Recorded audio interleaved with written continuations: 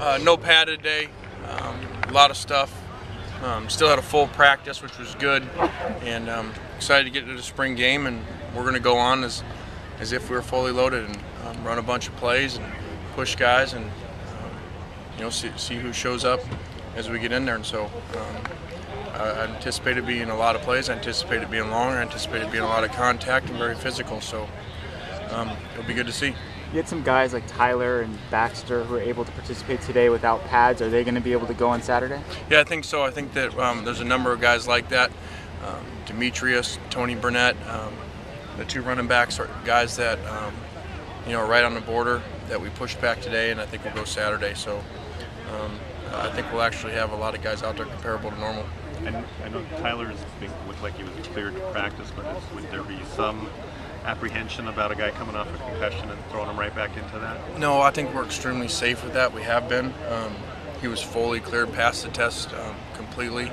He will retest today again to make sure before we play him Saturday. What was the thinking getting Prater's feet a little wet today?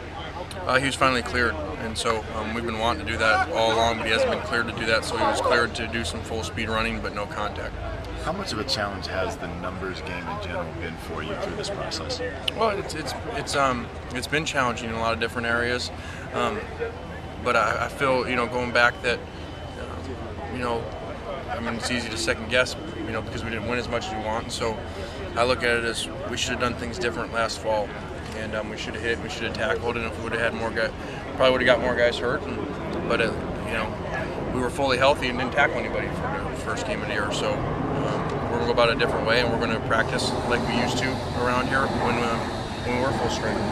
Based on that thinking, how do you feel just kind of in general, your thoughts on what you've seen in these practices? Well, I think that we have gotten better on defense. I think we're playing more sound. I think we have tackled way more than we did a year ago in drills and in team situations. So I think that's going to pay off for us. What newcomers stood out to you? I think Hayes Pilar. I think really in general that class of a year ago is starting to shape up. You have a lot of guys. I mean, the frontline guys in the Robert Woods and the Dylan Baxters and the Kel Robies. But then you got a lot of guys like Hayes Pilar in that class that has played as well as any linebacker out here. George Huku has played as well as any D tackle. So you've got 3 young tight ends in that group. I think you're starting to see that class really develop. Demetrius Wright's had a good camp. Deion Bailey's had a good camp. So I think from that perspective, the future is extremely bright. How much of a concern is offensive line play?